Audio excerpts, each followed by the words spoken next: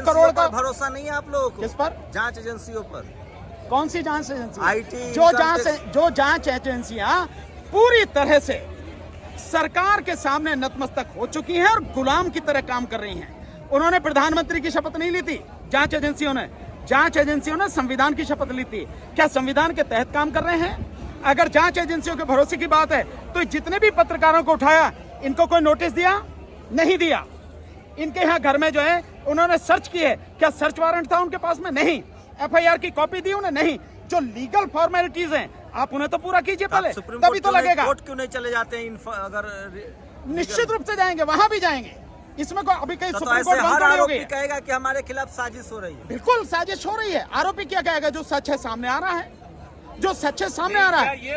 आप जांच किसके दायरे में करेंगे? किस अधिकार से करेंगे? कानून का उल्लंघन किया है पुलिस ने उल्लंघन किया है। पुलिस ने एक तो नोटिस नहीं दिया किसी को, जो नोटिस देना मस्त था, जरूरी था, नोटिस नहीं दिया।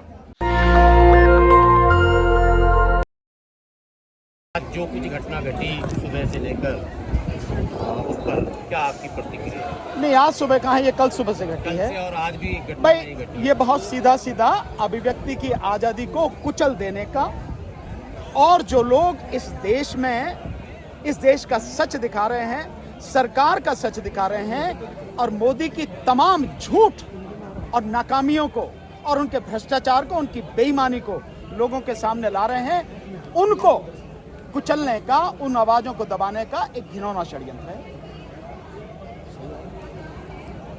ये कल पत्रकारों के साथ हुआ। आज आप नेता संजय सिंह, जिनके विषय में कहा जाता है कि वो भी बहुत खुलकर बोलते हैं, परखता है सदन के अंदर भी बाहर भी, आज उनके यहाँ भी ईडी का रेड हो गया। ये तो आम बात है, ईडी का रेड, सीबीआई का रेड, इनकम टैक्स का रेड, मोदी राज में ये तो बहुत आम चीज है, और ये हमेशा उनके खिलाफ होती है। तो विपक्ष के लोग, और यही जो है वो जो लोग निष्पक्ष रूप से पत्रकारिता करते हैं, उनके खिलाफ, जो सच दिखाते हैं उनके खिलाफ होना है। रेड भी पड़ेगी, उनको अरेस्ट भी किया जाएगा, यूएपीए लगाया जाएगा। और ये यूएपीए लगा है, मतलब पत्रकारों का यूएपीए से क्या लेना देना? उन सारे पत्रकारों को जिनके साथ में ये हुआ है। उर्मिलेश तो एक माने वरिष्ठ पत्रकार हैं और निर्विवाद रहे, कभी इस तरह के किसी मामले में इससे पहले कभी उनका नाम नहीं आया है लेन देन के मामले में। ये अचानक ऐसा क्या हो गया कि उनके ऊपर लेन देन क्या? किसी उसमें उनका नाम नहीं है। मुझे ऐसा लगता है मोदी के राज को उन्होंने पुष्यमित्र सुंग का राज कहा है, शायद इस वजह से उनके खिलाफ ये सब कुछ किया गया है कि इतनी सच्चाई, इतनी कड़वी सच्चाई, इतने सरल रूप में लोगों के सामने अगर कोई बोल दे रहा है और देश के प्रधानमंत्री का असली चाल चेहरा चरित्र दिखाई दे रहा है, वो उसे बर्दाश्त नहीं है। इसलिए मुझे ऐसा लगता है, और ये लोग लगातार बोल रहे हैं, बिना डरे बोल रहे हैं, बिना रुके बोल रहे हैं, और सच लोगों के सामने दिखा रहे हैं, इसलिए सब कुछ किया गया है। और टाइमिंग जो है उसमें दो चीजें बहुत महत्वपूर्ण हैं। जो बिहार में जातिगत जनगणना हुई है, उसके आंकड़े जो सामने आए हैं, और उसकी वजह से जो माहौल अब अलग होने लगा है, सरकार के खिलाफ आवाज उठने लगी है, एक वो, और दूसरा ओल्ड पेंशन स्कीम वाला जो यहाँ पे बड़ी रैली परसों हुई है दिल्ली के रामलीला मैदान में, उन सबको उनकी वजह से, क्योंकि ओल्ड पेंशन वाले लोग पूरे देश में हैं, न केवल केंद्र सरकार में दे दे, इसमें उर्मिलेश की गिरफ्तारी या उनको परेशान करके थोड़ा ना मोदी दे ही तो नहीं, मोदी किसी को देता तो ही नहीं है ना,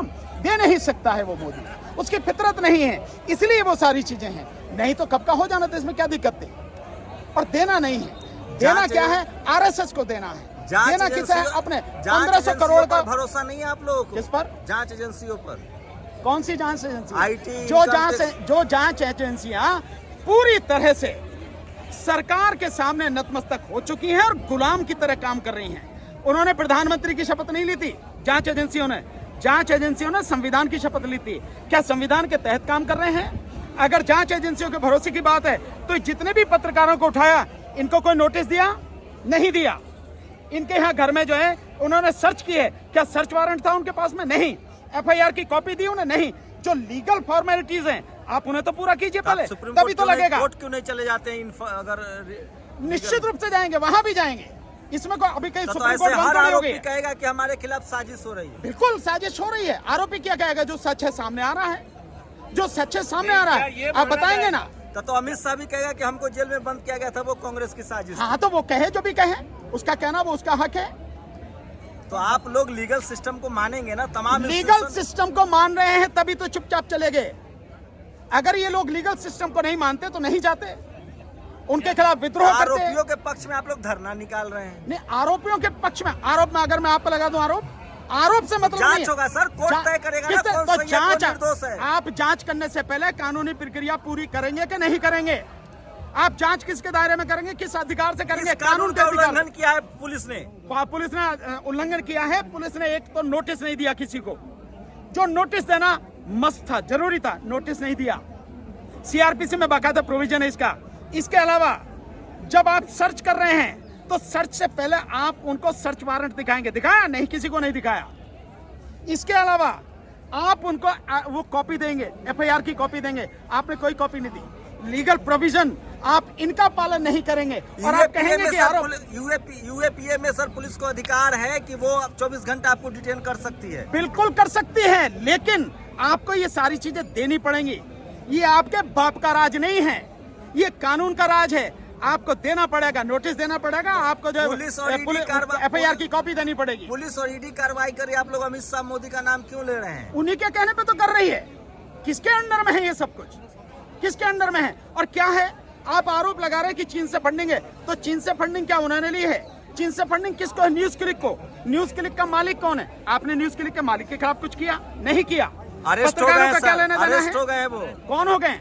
उसके न्यूज क्लिक बस के ठीक है, तो आप डायरेक्टर उनसे और कीजिए, HR। आप उनसे कीजिए। आप पत्रकारों को कैसे उठा लेंगे? आप पत्रकारों के खिलाफ आप कैसे कर देंगे? आप पत्रकारों को केवल यह है कि डर फैलाना है, लोगों में डर फैलाना है कि कहीं से कोई आवाज ये 2024 के लोकसभा चुनाव तक आ ना जाए, बाहर ना आ जाए, जिससे सरकार का और विशेषकर मोदी का सच सामने आ जाए। एक सवाल वो ना है। आपने बिहार जातिगत जनगणना का जिक्र किया।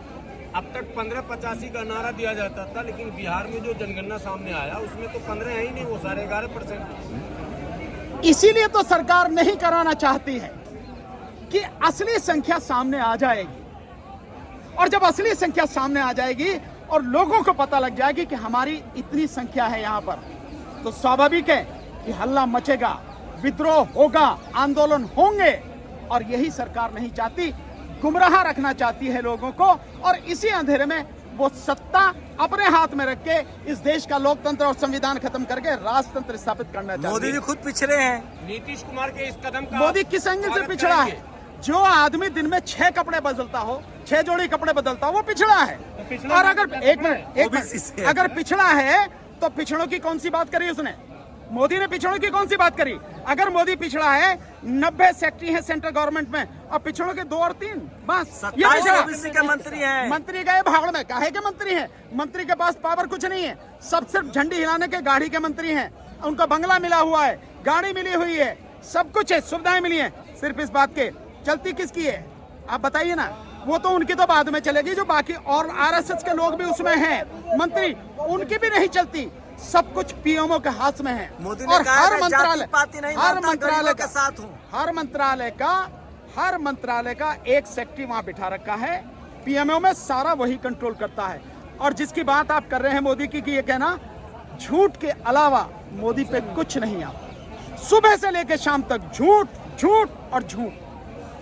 जो कहता है मोदी, करता क्यों नहीं है? एक पत्रकार ने, परंजय गुहा ठाकुर ने खुद इंट्रोगेशन के बाद कहा कि मोदी भगवान है, मोदी महान है। इसीलिए तो भाई सबको उठा ले रहा, जिसको चाहता उठा ले रहा, जिसको चाहता एफआईआर करवा दे रहा, जिसको चाहता अरेस्ट करवा ले रहा। वो तो इसीलिए कहेंगे भाई भगवान है, इसलिए कह रहे हैं ना। वो यही डर फैलाया जा रहा है। नेशनल दस्तक की आपसे गुजारिश है कि अगर इसको बचाना चाहते हैं तो नेशनल दस्तक को सब्सक्राइब करने के लिए रेड कलर के सब्सक्राइब बटन को दबाएं, फिर बेल आइकन की घंटी दबाएं। नेशनल दस्तक को बचाने के लिए बहुत जरूरी है कि हर खबर को शेयर करें, लाइक करें, कमेंट जरूर करें।